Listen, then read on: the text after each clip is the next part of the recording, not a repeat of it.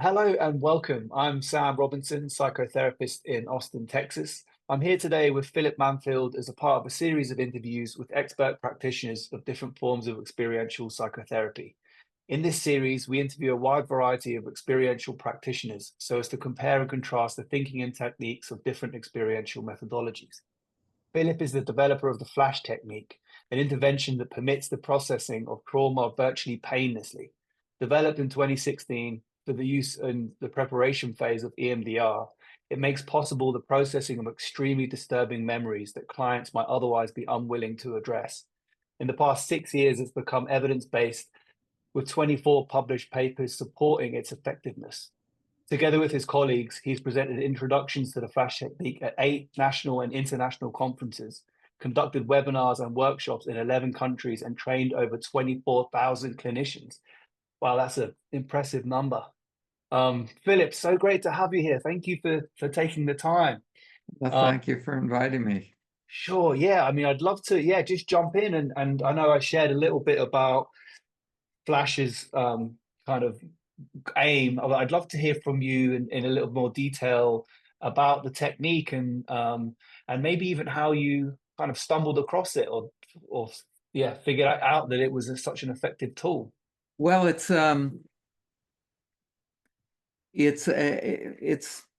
one of many trauma treatments, and what sets it apart really is that it's based on minimizing the trauma that the client experiences when they process a memory, even terrible, terrible memories.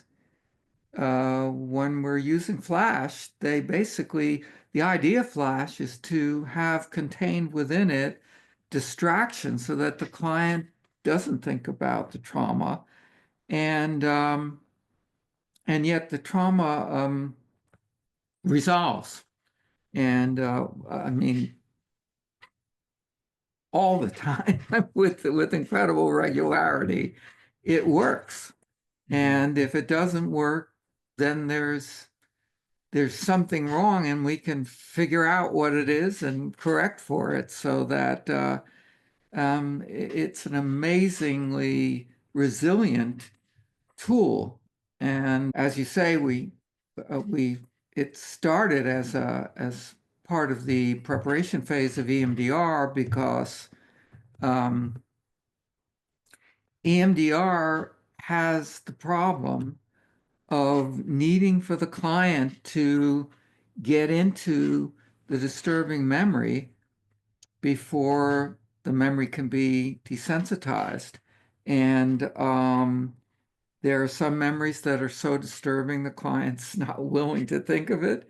They're so disturbing, perhaps the client dissociates and you can't work with them in that dissociated state, at least not with EMDR, or they flood, or they just refuse.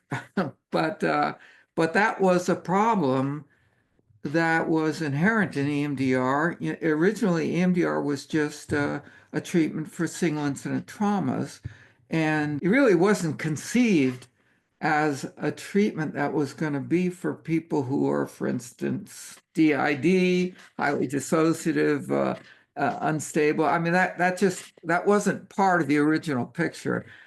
Francine sort of happened on this technique, and then she started teaching people. And as often happens, people saw that it worked and they started expanding the use of it, and it got into areas that it really that were problematic.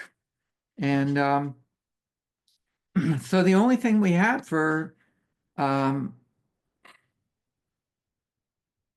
perhaps a decade, um, less than a decade, but um, the only thing we could do when we encountered a client who was up against the wall, so to speak, with their memory, and for one reason or another, it wasn't going to get processed. It was straightforward EMDR. And the most common tool that was used in that case was to modify the memory to make it less disturbing and then process it in this modified form. And then hopefully, when one would go back to the original memory, it now was less overwhelming because of the processing that's been done. And that was called titration. And I think it was borrowed from the hypnosis tradition. But that's what I was doing for years and years. And I had a favorite form of titration that was developed by Christina Kanowski in Canada. And she basically did the EMDR equivalent of Peter Levine's pendulation. And so it was like going from something positive, touching on the negative, then going back to the positive, and repeatedly doing that, gradually expanding the amount of exposure to the negative. And so I was going to make a presentation about Kanowski's um, method because it really was relatively unknown in the United States or in Canada for that matter. She was not a promoter. And so I'm thinking about my presentation and I'm doing slides and started thinking to myself, well, for a terribly overwhelming target, I wonder how finely I can slice and dice the traumatic memory so that I can touch on it in a way that that the disturbance would be minimal. So I started experimenting with that, and I found that if I actually cut the slice so thin that there was no experience of the just trauma feelings or the traumatic image or body sensations, if it was so fine that it was just touch on it and go back to the positive, I started getting processing effects that were mind-blowing. I'd never seen that kind of effect before. And that told me I had bumped into a phenomenon here that I had never seen and didn't know about, and I never heard of it.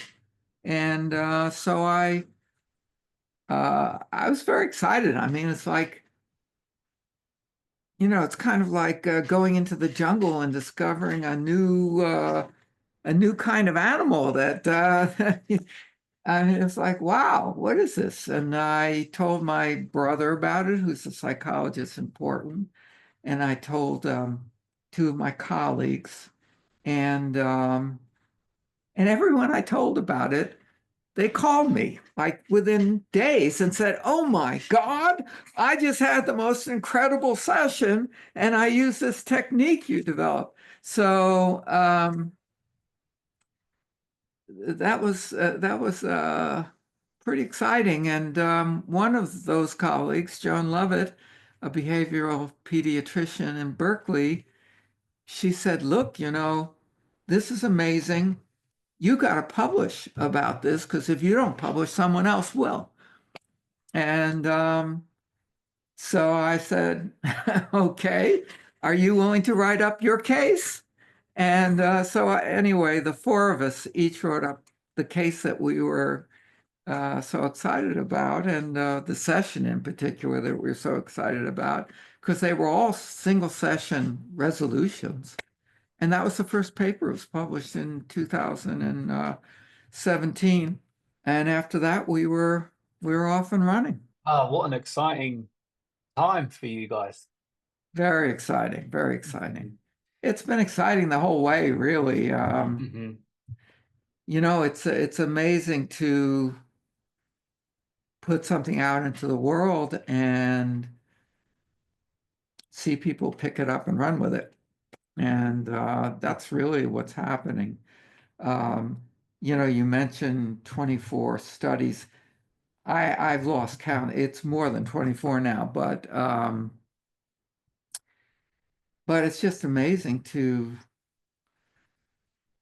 get an email with a paper that someone's written and we didn't even know they were doing Flash or that we didn't know who they were. Suddenly they've done this research, and it's been it's been a lot of really exciting things that have been done.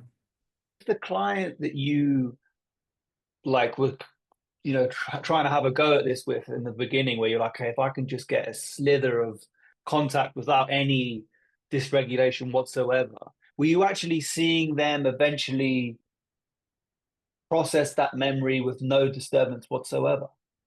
What was it that you were like, Well, that's standard really for Flash. Uh, right? I mean, it's not everybody gets that result, but everybody who I am in contact with who really does it well gets that result in a single session. We have people come in for consultation. They've been working on an issue for 3, 4 sessions. I understand that, but it doesn't happen with us. Mm-hmm. Wow. So So really, it's quick. It really helps people process or desensitize the traumatic memory. Totally. Wow. I'm Um, doing a I'm doing a webinar consultation series once a month. It's a 2 hour series. The first hour, um, someone presents their client for me to work with, and I work with them for an hour. And so far, I think we've met 6 times. Every time their issue's been resolved in that hour session, and that included some period of time of history taking and diagnosis and so on. So usually between 20 minutes and a half an hour of processing. And I mean, I wouldn't be doing it if I thought I was going to fall on my face. just to clarify, when you say the memory is processed, you mean now when they think of that memory, there is no activation or disturbance. It's Exactly. just in terms of people It's who may not be history. familiar, with EMDR as the Yeah, it's history, methodology. but I think you get the same thing with coherence therapy, right? When you do it, it's like uh, all of a sudden it's like, okay, I mean, it's just Mhm. not an issue. So let's see, because yeah, I'm not sure everyone is familiar even with EMDR as an approach, but could we conceptually talk about how it might work? If a client comes in and they say, "Oh, I have this really traumatic memory of X, Y, and Z, and I can't even I want to work through it, but I can't even imagine even thinking about it." Well, the basis of flash technique is probably the same as the basis for EMDR. Shapiro posited this adaptive information processing model, and it's basically the same thing for flash. The idea is that it's clear that trauma memories get stored differently than regular memories, and that's well documented in coherence therapy as well. I know you do that. So um, uh, the basic difference is that when you think of a normal memory, every time you retrieve it from long-term memory, it somehow changes while it's in your working memory and it gets stored back and it's in a changed state. And you no longer have the original memory. All you have is the changed memory. And with trauma memories, you retrieve it and it doesn't change. When it gets stored back, it's the same trauma, and that's why you keep getting these repeated. Some people get repeated flashbacks, and the distortions maintain unless the brain somehow registers that, wait a second, there's something wrong here in the way I'm holding this memory, and it's a little switch that gets thrown, and suddenly the trauma can be um, changed, resolved.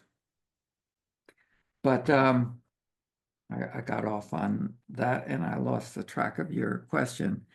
I was asking about like how it might look with a specific client, actually what you do. I know you've said it's, titrating a slither of Well, memory in between the yeah, yeah, positive and yeah. So you negative. were asking me what about the model, and I was talking about the adaptive information processing model. So the idea basically is that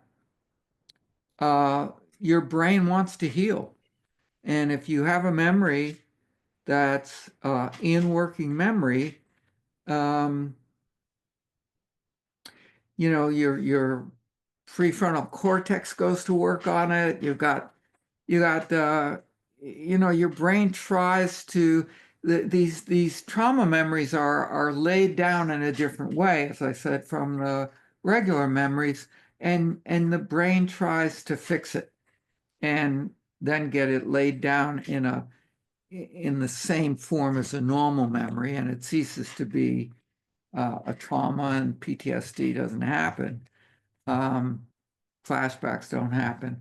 So uh,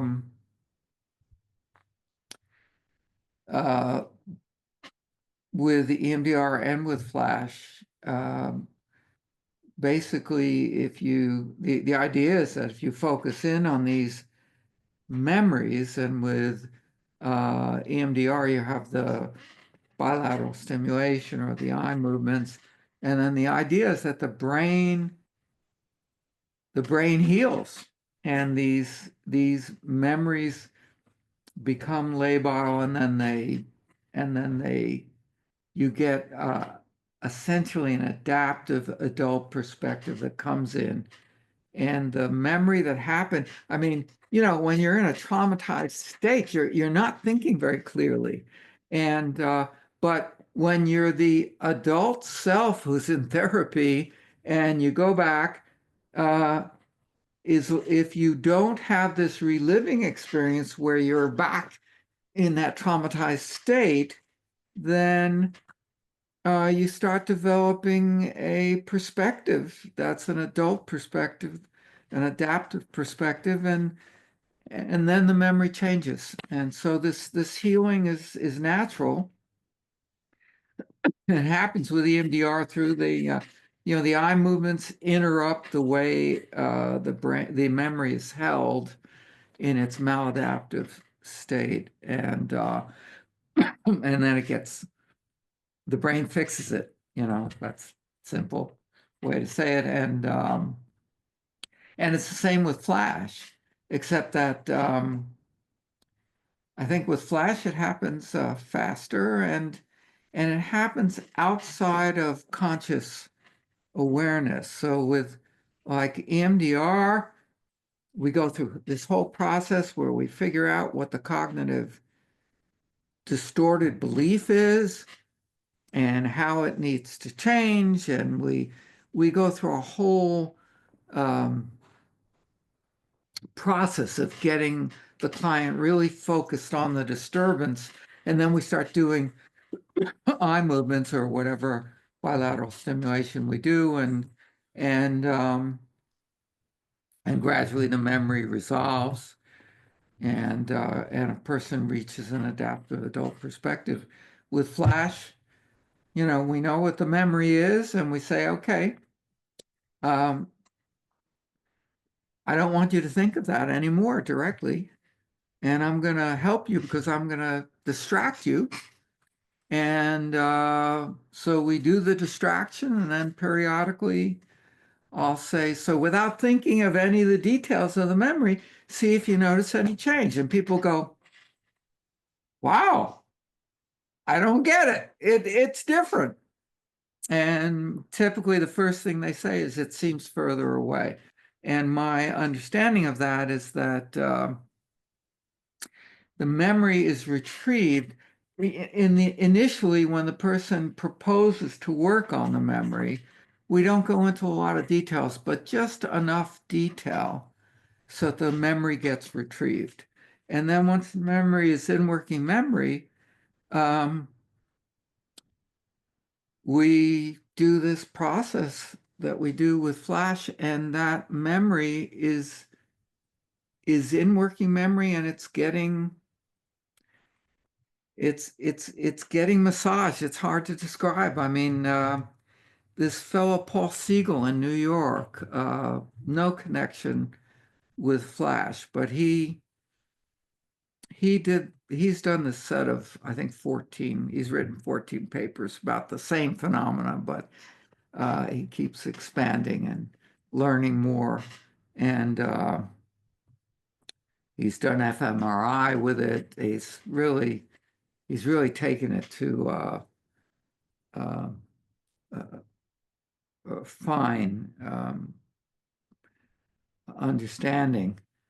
And I think one of his papers was published in Lancet, which is the most prestigious journal in Great Britain. I guess with your Texas accent, you wouldn't know anything about that. Yeah, right. Yeah, so Uh, funny. but what he did is he took two groups of arachnophobes, people really, and he took extreme cases, so they're terrified of spiders. Two groups of 40. One group, he flashed spiders on the screen in front of them, and that triggered them. And later with the fMRI, he could see that triggered an amygdala response, and it was kind of it'd be sort of fight or flight response. The other group, he did the same thing, but he flashed the spider so quickly that people didn't know they'd seen a spider, not consciously. But both groups had an exposure response, which meant that their arachnophobia was reduced. But the kicker was that the group that didn't know they'd even seen a spider, they had a much bigger uh, exposure response, more reduction in their phobia than the group that knew they were seeing a spider. So that's mind-blowing. And now there's a whole movement in psychology and psychotherapy looking at resolving trauma without the trauma, without the exposure. It's just a nascent movement, but more and more papers appearing about that. And that's what flash is. I mean, we believe we haven't done fMRI. It's really expensive and it's hard to get going, although we have two groups that are trying to work out being able to do that. But we're pretty sure that during flash, the amygdala is not getting consciously triggered. So you don't get the fight or flight response. That's clear because people do flash and they don't even know they're working on their, when they see that the memory is reduced, they go, "What happened? What'd you do to me?" But the basic principle is that if you're not in fight or flight, and the fMRI showed this, if you're not in fight or flight, the prefrontal cortex, which processes all this stuff, is more active. And so you get a stronger processing effect. That's so amazing. It's amazing. So are you doing just flash now instead of the standard EMDR? Because you're like, well, this actually will be less dysregulating for the client and be just as effective, More effective, really. But more effective. yeah, I mean, we have yet to have a study that goes head to head with EMDR in any substantial way. In Amsterdam, Ad de Jong and his group did a study where they gave each subject 8 minutes of either flash or EMDR, and the results were comparable, but I think 8 minutes is really not a long enough session to really allow the differences to come out. But I would say since I've been doing flash, I've gotten better at EMDR. I mean, I'm more finely attuned to when things change and what makes things change. Um, and I start almost every session with Flash, and sometimes I could just go through with Flash completely. Sometimes I switch into EMDR because there are certain things that EMDR does better. Mm. And once I desensitize the memory, I'll typically do the last phases of the EMDR protocol installation and body scan and closure, and then um, reevaluation. Those four stages are all, if I have time, they'll happen when I'm doing Flash. So in a typical flash session, actually the client is actually more in a positive memory, and then you're flashing the disturbing memory. Is that right, or is it the other way around? No, I mean, we literally never encourage the client to think of the disturbance from the beginning. They tell us what they want to work on, or we tell them what we want them to work on, and that's it. We don't encourage them to think of the details of the memory again until it might be at a disturbance of 2 on a scale of 0 to 10 or 3. And then the question is, well, what's left of this memory? What do we still need to process? At that point, we can ask them because they're not going to get traumatized. It's the disturbance is low enough that they're not going to get traumatized. So we might ask them at the end, but no, we don't have them flash on the memory. Um, they don't know they're processing the memory really. I mean, they know because that's what they're paying for, but they don't have an awareness. Oh, I'm processing the time I was molested or whatever. And then um, when we check in, we say, "You notice any change?" They say, "Well, God, it seems further away." It's like, I mean, Hmm. that's the universal experience. Seems Yeah. further away. They don't, in with traumas, there's a reliving experience, whether it's traumas as DSM defines it or other kinds of traumas, there's a reliving. It's like person feels like they're in the middle of it again. And with Flash, well, what we want to get rid of is that reliving experience because it's the reliving experience that causes a person to basically regress and be 10 years old again or whatever the age of the original trauma. You had asked me before we started today to describe a process with a client, how that might work. So Yeah. it's Yeah, because coming to mind. I feel like in my mind I'm like, oh, I thought you were like, here's this disturbing memory we can't get close to. So what we'll do is think of this positive thing. When I say flash, you're gonna feel a sliver of the memory. But so No, no, I'm so that's right. That no, not that's not it at all. But oh, so yeah, maybe a case that's would help. yeah, that's really titration is what you're talking about there. Okay. Um, so look, someone comes and they're upset because their their marriage is not going well because there's this fighting that takes place, and the client thinks that every time the client's partner yells, they feel like the client's going to attack them physically, and they just can't shake that, and they feel like they have to get out of the partner's presence because they're in danger. And so that's really a an exaggerated response.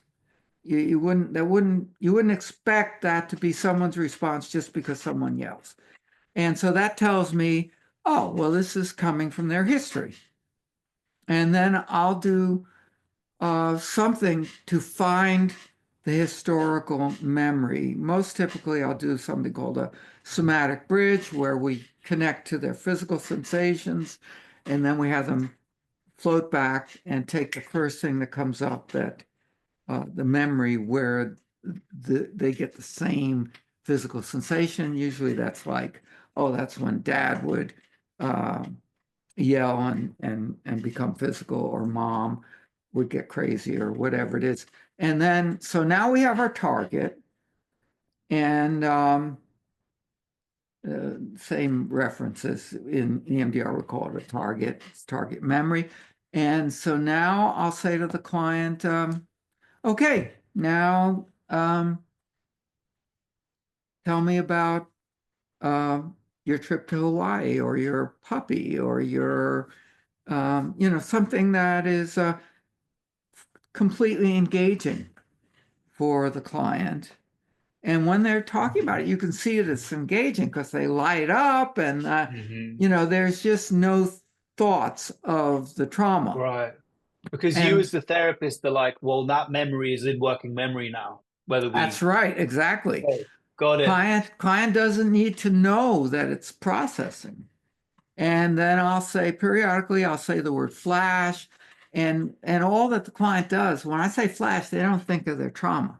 I say flash, they just blink their eyes, flutter their eyes 2, 3, 4, 5 times, just like that.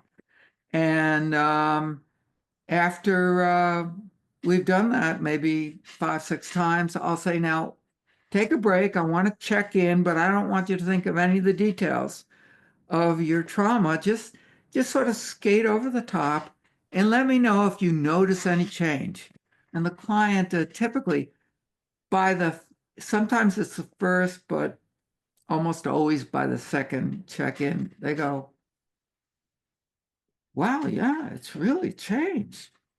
And they're surprised because they didn't think they were thinking of it. And and as I say, the typical changes, it all seems further away, which just says to me that the perspective is shifting from the reliving to an adult perspective, thinking back. Like, right, like an observing rather than a, yeah, reliving. Exactly, exactly. And so I'm thinking of one client came in with this issue. This is a common issue, that's why I'm taking it. Um, but I'm thinking one client came in, and that was the issue, and we floated back and we processed it, and processed the float back memory, um, the early memory, and it went from an 8 or a 9 on a scale of 0 to 10 down to a 1, and in probably about 10 minutes or less. And and then I said, well, between sessions, just notice when your partner gets upset, notice if there's any change in how you respond. And then the client comes back the following week and says, yeah, it's really different. I mean, my partner got upset with me, and it was just, okay, my partner's upset. I didn't feel the need to run out of the house, or um, I'm responding really differently. And It's so profound. yes, it is. And I was just thinking to myself, what a relief for people that are, heavily traumatized, that feel like, oh, I'm going to have to go to therapy and relive all of that again in order to heal. Right. Or people who think I'm going to have to relive it for 10 years. And yeah, yeah, You must have been blown away to when you first did that, to see that that was the result. yeah. How long did it take you to realize, oh, the memory's just in working memory now? Now that they've touched on it in that moment, I don't even need to go back there. Did it take long for you to figure out that that's what was? Okay. Well, initially, it was like touch on the memory, come back before you can get upset, basically, before it can get to you. And and then after doing it that way for 6 months or a year, I don't remember, I started saying to myself, well, we're not letting people really consciously take in the trauma. If we're not doing that, why have them think of it, or why have them? It was a problem training people to touch on the memory so fast that they're not going to feel any disturbance. It's like, it's a learning curve. And then I said, well, no, I think I'm just going to tell people, I'm going to say flash, and I'm going to tell people, when I say flash, just blink your eyes. Because initially we would say, I want you to touch on it so fast, it would be like the blink of an eye. And but now we just said, okay, now when I say flash, just blink your eyes. And it turns out that there's at least one paper that was published in Japan where they were analyzing the effect of a spontaneous blink. And since we're having people blink multiple times, by the time they get to that last blink, I think of it more automatic. It's less, oh, I'm going to blink. It's like, it's just happening. So I think it has the same effect as a spontaneous blink. And so it was just kind of dumb luck that that's what I chose. But that seems to work really well. Incredible. So at the beginning, you were kind of doing what I thought happened, which was flashing, saying flash and having people touch on it like a blink Yeah. of an eye. Okay, but then you changed that. Like you changed that because you noticed it wasn't necessary in your practice, and you were seeing the same results Well, about. initially, what the thing was that when I was trying to figure out how to present this, I thought, well, I wonder how finely we can slice that sliver of connection to the trauma. And then I thought, well, I wonder if we can slice it so fine that the person doesn't get upset. So that was the threshold, just going to a point of actually doing this the way the person isn't getting upset at all. So it wasn't quite what you're describing. It was really sort of, and there was, as I say, there was this learning curve. It was teaching clients how to touch on it, but not get upset. And now we don't even tell them to touch on it. It's the same thing as what we did initially, but it's just sort of recognizing reality, which was that we were getting them to touch on it so briefly that they were not letting it into conscious working memory. And so now you're saying you teach it, you said you're holding consultations where people bring their own client to experience That flash that's with just you. what I that that's what I've that's the most recent thing I started doing. I mean, you know, when I teach EMDR or when I teach Flash, Flash is like a full day workshop, and then we have an advanced one. And when I when we teach it, uh, we do demos. We just ask one of the audience to volunteer, and then we take whatever they're presenting and we process it. And I have to say, I mean, we've probably done 500 demos, and I can think of one that was not successful. Does it ever happen where you do it and end of the session and they're like, well, yeah, it's still about a nine when I think about that.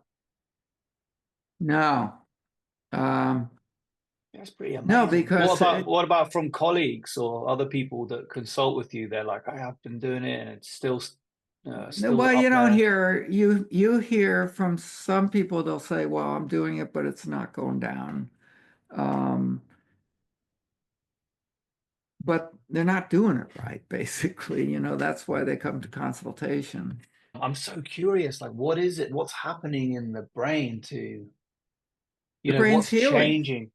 I know, but but that's vague though, isn't it? What the brain's healing, but Well, like look, what look, look. The best an analogy is if you're walking down a forest path and a lion jumps out in front of you.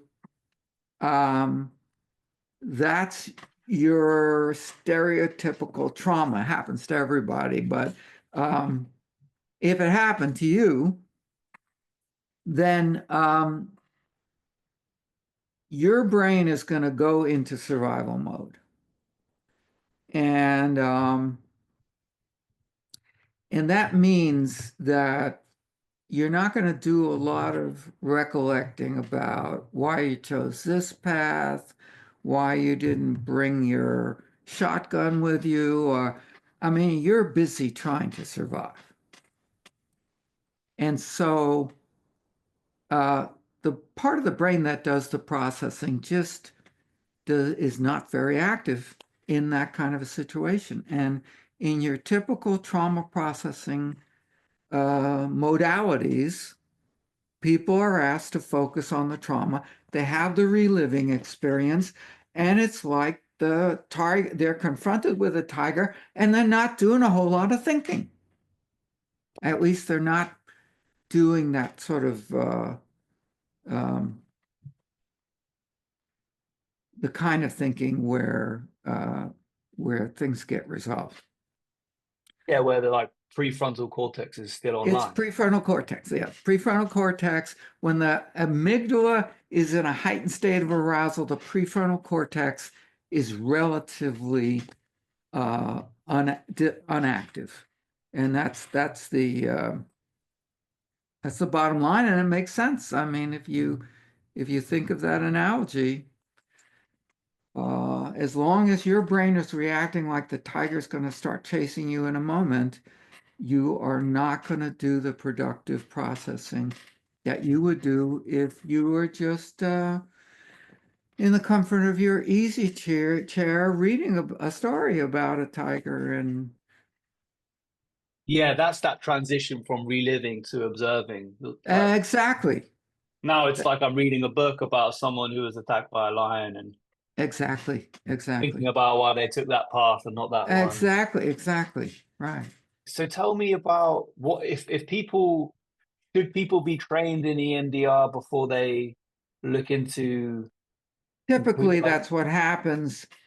In the beginning, everybody who took flash training was trained in EMDR. Mostly because we used the list from the International Association of all people trained in EMDR, and that those are the people who got announcements.